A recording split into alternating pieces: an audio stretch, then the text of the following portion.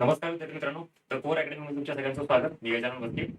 आपण याच्या अगोदरचा एक व्हिडिओ बनवला होता आपल्याच प्लॅटफॉर्मवर. त्याच्यामध्ये तुम्हाला प्रिव्हियस इयर क्वेश्चन पेपरचा एक्झॅक्टली कसा वापर करता यावा जेणेकरून आपल्याला परीक्षेमध्ये स्कोर जास्त करता येईल आणि पुस्तकं वाचताना प्रिव्हियस इयर क्वेश्चन पेपर त्याच्यामध्ये कसे मर्ज करता येईल याबाबतचा एक व्हिडिओ बनवला होता. तर तुम्ही बघितला नसेल, कोणी नवीन असेल तर आपल्याच या युट्यूब चॅनलला अवेलेबल आहे, तो बघून घ्या. आजचा जो व्हिडिओ आहे ना, तो याच्यामध्ये विशेष सगळ्या महाराष्ट्राचा एक प्रश्न असतो कॉमन विद्यार्थ्यांचा, ते म्हणजे सर पुस्तकी कुठली वापरायची. मग आता इकॉनॉमिक्स बाबत पुस्तकी कुठली वापरायची, रेफरन्स बुक किंवा स्टेट बोर्ड असतील किंवा एनसीआरटी असेल, अशा बऱ्याच गोष्टींची मोठी लिस्ट आहे. मग याच्यामध्ये सिलेक्शन कसं करायचं की जेणेकरून आपल्याला परीक्षेत जास्त आउटपुट मिळेल. मी त्याही व्हिडिओमध्ये सांगितलं होतं ना, आजही सांगतो की आपल्याला इकॉनॉमिक्सचा अभ्यास करताना मित्रांनो लक्षात ठेवा, कम्प्लिटली एक्झाम ओरिएंटेड असला पाहिजे. तो नॉलेज बेस नको. आपण इथं पीएचडी करायला किंवा एखाद्या काही डॉक्टरेट पदवी मिळायला आपण इथं आलेलो नाहीये, किंवा एक रिसर्च वगैरे करायची गरज नाहीये. आहे त्या गोष्टी व्यवस्थित आपल्याला अभ्यास करता आल्या पाहिजे जेणेकरून परीक्षेत आउटपुट मिळेल. इथं काही 4, 5, 6 वर्ष आपण जे घालवतो ना, त्या आयुष्यातला उमेदीचा काळ असतो, तो वाया जाता कामा नये. तो कशामुळे जातो की जेणेकरून आपल्याला परीक्षेची नेमकी डिमांडच कळलेली नाहीये आणि आपण रॅन्डमली काहीतरी पुस्तक घेतो, वाचतो आणि परीक्षेत जातो.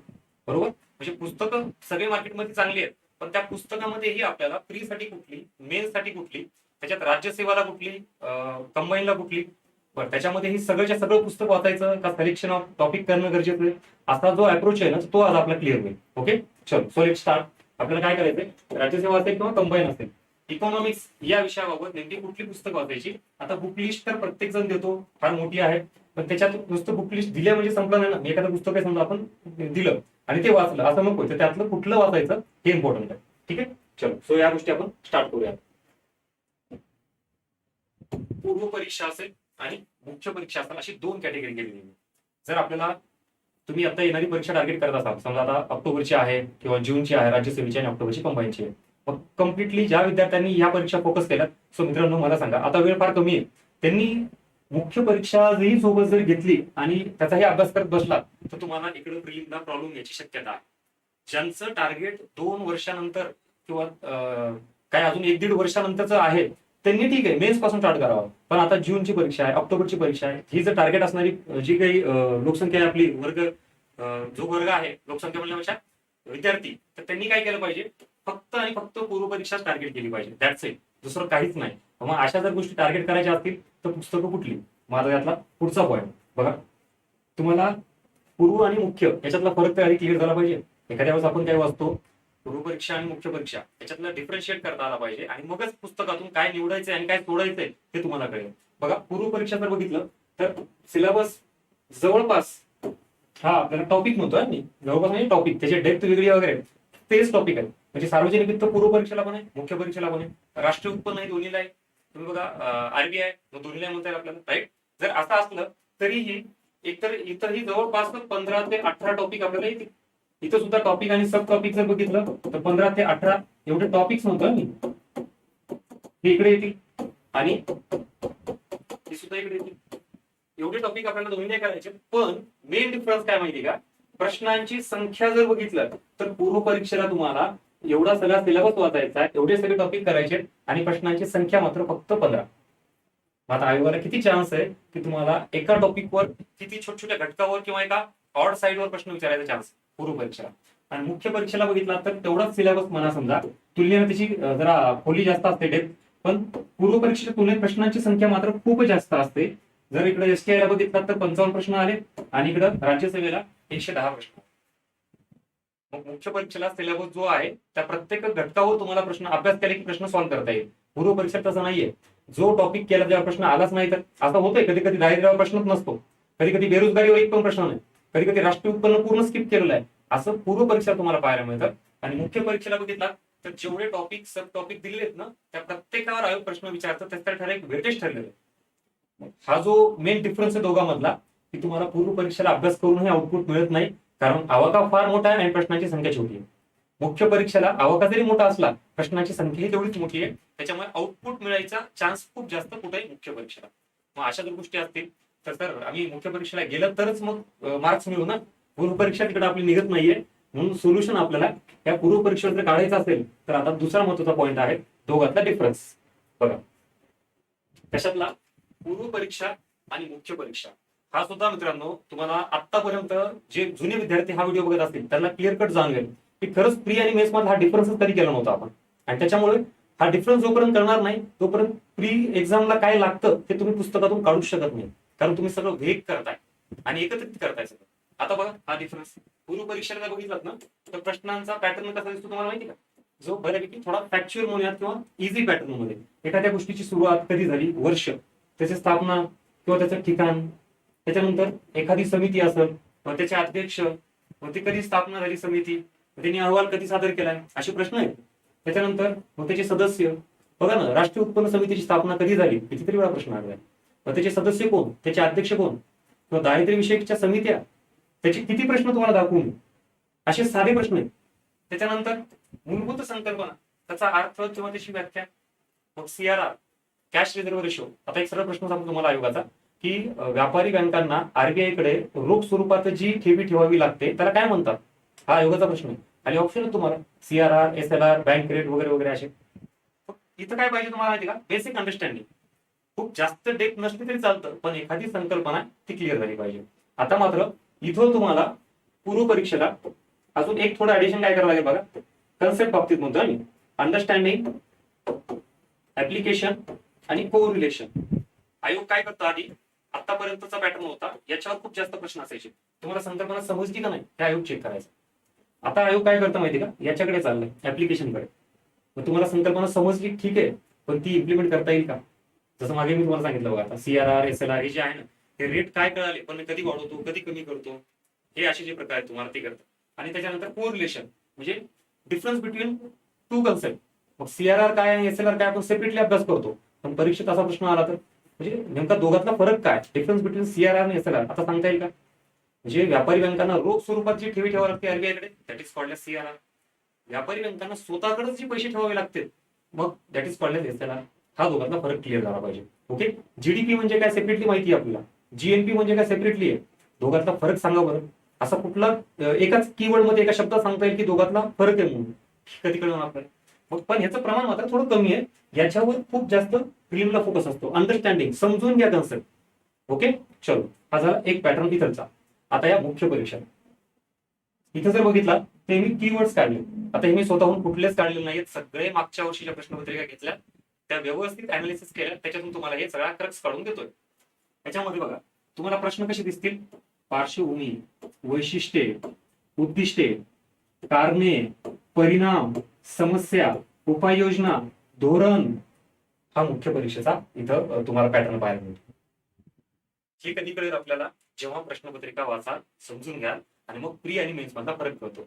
आता तुम्हाला जर वेळेला पूर्व परीक्षा टार्गेट करायची असेल तर एक अप्रोच क्लिअर झाला, चला सर मला या पद्धतीने अभ्यास करायचा आहे, मग पुस्तक कुठलंही असू द्या, त्या पुस्तकातून मला नेमकं काय घ्यायचंय पूर्व परीक्षेसाठी क्लिअर.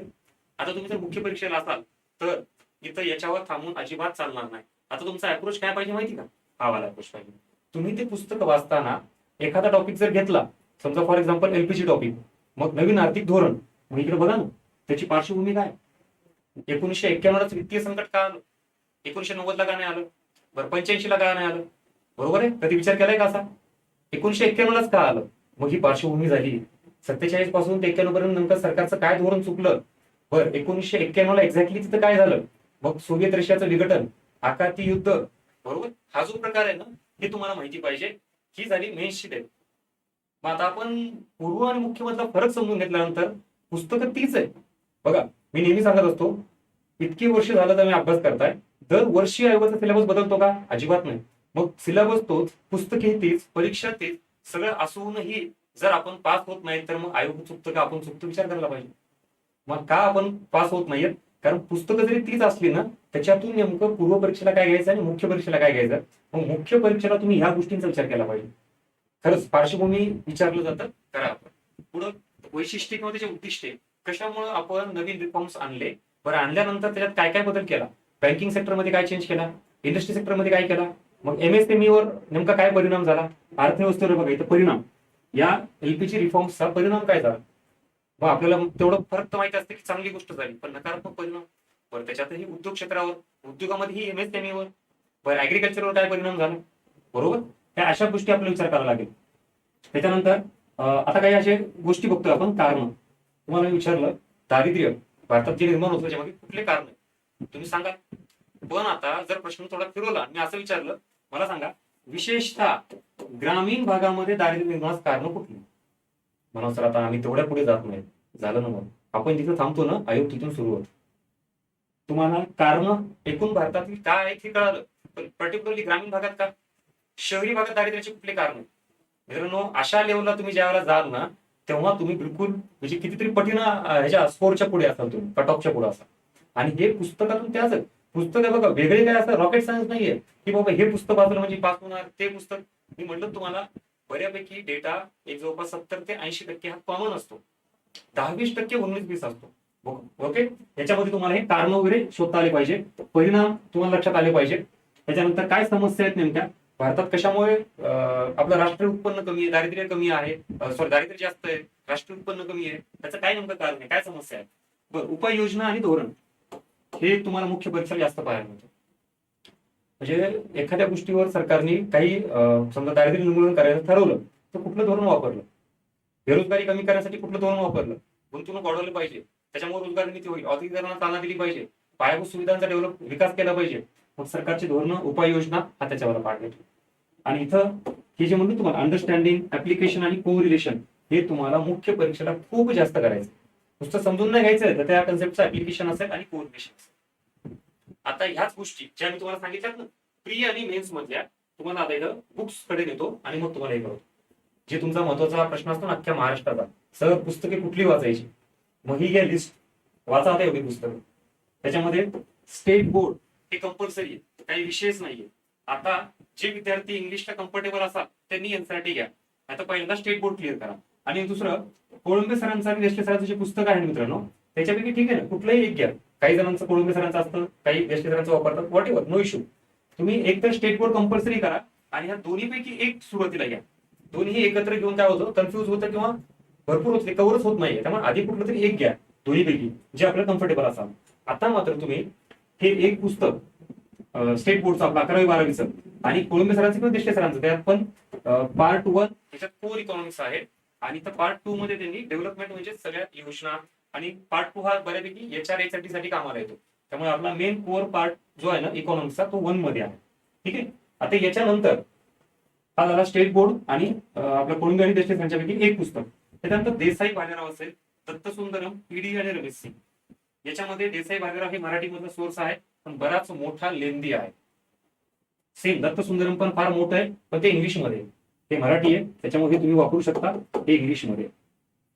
प्रतियोगिता दर्पण हे जे आहे ना ते तुम्हाला मी मॅगझिन म्हणत नाहीये, इकॉनॉमिक्सचा स्पेशल इश्यू येतो बघा. आधी वर्षाला वगैरे काढायचा, वर्षातून 2दा वगैरे येतो इकॉनॉमिक्सचा.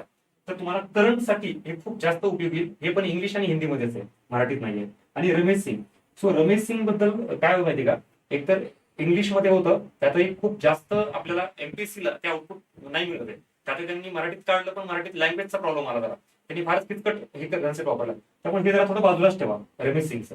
आता या पुस्तकातून करायचंय का बघा, या परत पाठीमागं हवाला पण हे जे हे हवाला प्रीचा बेसिक वाला एक आणि या कोळंबे सरांचे पण देशांच्या पुस्तकामध्ये 2, more than sufficient for prelim. Yes बिलकुल, प्री प्लस मेन्स. पण मेन्सला तुम्ही पूर्ण त्याच्यावर डिपेंड राहू नका, प्रिलिमला राहू शकता. कारण काय बघा, मी राहू शकता म्हणतोय कारण काय, ज्यांनी हे केलं आणि अजून त्यांना वाटलं प्रिलिमला मला थोडा वेळ भेटला, त्यांनी व्हॅल्युएशन साठी कधी पण अजून 1-2 सोर्स ठेवला तर काही हरकत नाही. पण कधी जेव्हा बेसिक हे चांगलं 1दा-2दा वाचन झालं आणि असं वाटलं की आता मला अजून वेळ आहे, मग तुम्ही प्रिलिमला याच्यानंतरही इकडचा सोर्स वापरू शकता. पूर्व परीक्षेबद्दल होतं. ठीक आहे. आता प्री तुमची क्लिअर झाली, त्याच्यासोबत मेन्सचा पण बऱ्यापैकी पार्ट होऊन जातो. आता ज्यावेळेला तुम्ही फक्त मुख्य परीक्षेचा विचार करता ना तेव्हा हे तर लागतच, नो इश्यू. आणि हे तर तुम्ही ऑलरेडी वाचलं हे 2 गोष्टी. आता तुम्ही याच्यातून काय करायचं तुम्हाला सांगतो. हे जे पुस्तक आहे एकतर देसाई भालेराव घ्या किंवा दत्तसुंदरम घ्या किंवा PD घ्या. आणि विशेषतः या दोघांबद्दल बोलून मी, देसाई भालेराव, दत्तसुंदरम, याच्यामध्ये तुम्हाला काय होतं सांगतो तुम्हाला. म्हणजे वाटतं नाही का सर खरंच वाचायची गरज आहे का. मित्रांनो आपल्याकडं पूर्व परीक्षेचा जो डेटा तो पूर्ण झाला, तुम्हाला बेसिक इन्फॉर्मेशन आहे, अंडरस्टँडिंग सगळी आहे. आता बघा त्याचा जो मेन पॉइंट आहे तो तुम्हाला मी सांगतो. ह्या ज्या कीवर्ड सोबत अजून एक पॉइंट राहिला तो म्हणजे इंटरलिंकिंग ऑफ द टॉपिक. आंतरसंबंध टॉपिकचे जे आहेत ना, ते तुम्हाला इथून कव्हर होणार नाहीत, याच्यातून हे इथून. आता तुम्हाला त्याच्या पलीकडे जायचं असेल ना, आणि हे जर प्रश्न सोडवायचे असतील ना तुम्हाला, हे इंटरलिंकिंग वाले, तर मला ते रेफरन्स बुक वाचावं लागते. कसे सांगतो, राष्ट्रीय उत्तर टॉपिक करता तुम्ही, केला, चला कोळंबे सरांचा घ्या, देशले सरांचा घ्या, स्टेट बोर्ड गेला, ओके, जीडीपी जीएनपी वगैरे सगळं परफेक्ट झालं, एकदम ओके सर, प्री क्लिअर झाली. मेन्स तुम्हाला प्रश्न काय तो माहिती, पहिल्या दुसऱ्या तिसऱ्या किंवा चौथ्या पंचवार्षिक योजनेमध्ये जीडीपी ग्रोथ रेट काय होता, तर जीडीपी ग्रोथ रेट कुठल्या पंचवार्षिक योजनेमध्ये जास्त होता, कुठल्या कमी होता. मित्रांनो, तुम्हाला राष्ट्रीय उत्पन्न हा टॉपिक कशासोबत जोडला माहिती, पंचवार्षिक योजना, असा कधी आपण विचार केला होता. मग ही जी इंटरलिंक आहे ना, ही तुम्हाला कुठे मिळते माहिती का, याच्यामध्ये मिळते. हा झाला एक पॉईंट फक्त. आता परत तुम्ही बघा, सेपरेटली दारिद्र्य टॉपिक करता, सापेक्ष काय, निरपेक्ष काय, दारिद्र्यविषयक समित्या सगळ्या करता. पण जर तुम्हाला असा प्रश्न विचारला की कुठल्या पंचवार्षिक योजनेमध्ये दारिद्र्याचं प्रमाण जास्त होतं, कमी होतं, दारिद्र्य निर्मूलनाविषयी भर देण्यात आला, नवीन नवीन स्कीम लॉन्च केल्या, हे तुम्हाला पंचवार्षिक योजनेसोबत लिंक झालेलं कुठला टॉपिक, दारिद्र्य टॉपिक. पंचवार्षिक योजनेचा आणि परकीय व्यापाराचा, पंचवार्षिक योजनेचा आणि एलपीजी पॉलिसीचा. बघा ना, कुठल्या पंचवार्षिक योजनेपासून आपण नवीन आर्थिक धोरण स्वीकारलं आणि त्याच्यानंतर काय बदल झाले. बरं, अजून एक गोष्ट, पंचवार्षिक योजना आणि मानव विकास, सांगा मला एक, पहिल्या 7 पंचवार्षिक योजना आणि 8व्या पंचवार्षिक योजने पुढे वाचा आणि बघा, तुम्हाला मानव विकासामधला फरक जाणवेल. अगोदर आपण दारिद्र्य, बेरोजगारी किंवा ऍग्री इंडस्ट्री अशा काही गोष्टी होतो, पण आफ्टर 8 5 year प्लॅन 8व्या पंचवार्षिक योजनेनंतर बघितलं तुम्ही, तर तुम्हाला हे प्रकार जास्त पाहायला मिळेल. हे कधी करणार आहे, जेव्हा तुम्ही अशा पद्धतीचे पुस्तकं वाचणार आहेत तेव्हा. किती उदाहरणं देऊ तुम्हाला, आताच बघा ना, कितीतरी टॉपिक आपण इंटरलिंक केले, आणि ही जी डेप्थ आहे, ही जी इंटरलिंकिंग आहे ना, ही तुम्हाला मुख्य परीक्षेची डिमांड आहे. आणि आपण म्हणतो ना की सर आम्ही मुख्य परीक्षा देतो, पण एक ऍव्हरेज मार्क आहे. मित्रांनो, अख्खा महाराष्ट्र ऍव्हरेज मार्क देतो. आपल्याला पोस्ट मिळवायची आहे, इथं फक्त प्रयोग करायला आलोय का आपण. मग तुम्हाला जर पोस्ट मिळवायची असेल आणि रँक मध्ये यायचं असेल, तर ह्या लेवलची मेहनत घ्यावी लागणार आहे. आणि शंकेच्या पलीकडे जाऊ, म्हणजे डाऊटच नको मला, मी प्री दिली, मेन्स दिली, मग सर येईल का, मग प्लस मायनस काही नाहीये, घ्या मेहनत. आणि हे एकदा घेतल्यानंतर विषय नाही.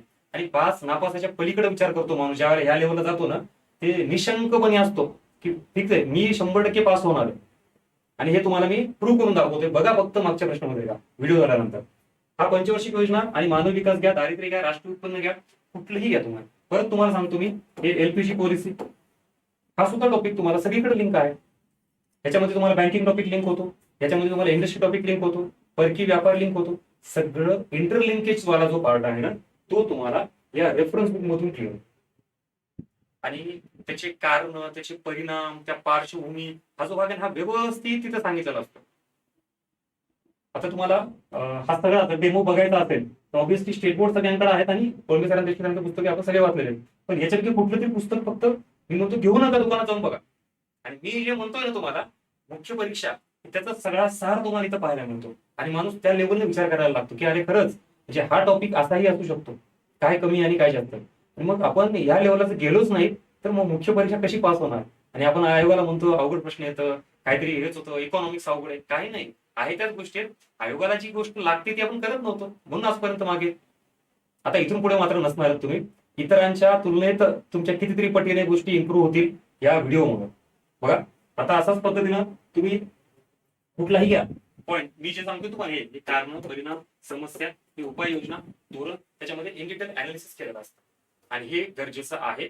आपण फक्त काय करतो माहिती का, ते पुस्तकं मोठे मोठे करून त्याच्याकडे जात नाही, अवघड आहे, समजत नाही, मेहनत घ्यावं लागेल, करावी लागेल आपल्याला. राज्यसेवेला तर खूपच मस्त आहे, आणि एसटीआय मेन्सला सुद्धा गरजेचं आहे ते. आणि आता तुम्हाला वाटतं ना की काही प्रश्न 2 2 3 3 अवघड विचारता आयोग, आता आयोग या कॅटेगरीला चाललं, म्हणजे प्रीला सुद्धा तुम्हाला याच्यावर प्रश्न आता पाहायला मिळते थोडेफार. जर तुम्ही हे केला तर वेल अँड गुड, चांगली गोष्ट आहे. पण आता जे बोललो हे कम्प्लिटली मुख्य परीक्षा फोकस असणाऱ्या विद्यार्थ्यांनी ते करावं.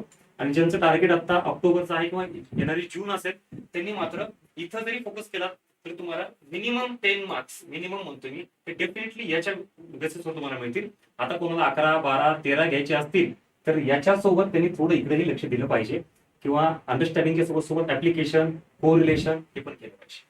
ओके, अशा पद्धतीनं हा झाला पूर्ण तुम्हाला मित्रांनो महत्वाचा पार्ट. आता पुस्तकं कुठली वाचायची, काय करायची, मला वाटत नाही की तुम्हाला काय डाऊट राहिला. प्रीसाठी सांगितलं, मेन्ससाठी सांगितलं, आणि कुठलेही 3-4 पुस्तक एकदा घेऊ नका. स्टेट बोर्ड बेस निबंधाचा वापरा आणि याच्यापैकी दोन्हीपैकी एक वापरा, की झालं तुम्हाला मोर दॅन सफिशियंट. याच्या पलीकडे व्हायचं म्हणलं तर याच्यापैकी कुठलं तरी घ्या, दॅट्स इट. म्हणजे 3 पुस्तकं झाले जे तुम्हाला प्री मेन्स कम्प्लिटली क्रॅक करून देतील. अशा पद्धतीने फायनल आपल्याला जर पोस्ट मिळवायची असेल तर ह्या दिशेने जायचंय. ही आपली सुरुवात आहे. सो मित्रांनो, याच पद्धतीनं सगळा कंटेंट तुम्हाला इथून पुढे मिळणार आहे. जर हा व्हिडिओ आवडला असेल तर नक्की लाईक करा. तुमचे जे फीडबॅक असतील कमेंट बॉक्समध्ये मेन्शन करा आणि जास्तीत जास्त आपल्या महाराष्ट्रातील सगळ्या विद्यार्थ्यांपर्यंत पोहोचवा, कारण ही आता काळाची गरज आहे. आतापर्यंत कधी नव्हत्या एवढ्या परीक्षा आल्या. हा आपला एमपीएससी मधला सुवर्ण काळ आहे मित्रांनो. आणि इकॉनॉमिक्स मध्ये जर तुम्हाला पुढे पडायचं असेल तर हा अप्रोच तुमच्यामध्ये इम्प्लिमेंट करणं आवश्यक आहे. याच पद्धतीनंतर कोर अकॅडमी अमित डहाणे सरांची जी आहे ती खूप चांगल्या कंटेंट घेऊन आपण पुढे जातोय. वेगवेगळे इनिशिएटिव्ह विद्यार्थ्यांपर्यंत पोहोचतोय आपण. आपलं टेलिग्राम चॅनल आहे, युट्यूब चॅनल आहे. सो नक्की जॉईन करा, जेणेकरून पुढचे जे अपडेट्स आहेत तुमच्यापर्यंत पोहोचतील. चलो, थँक्यू सो मच. भेटूया पुढच्या व्हिडिओमध्ये.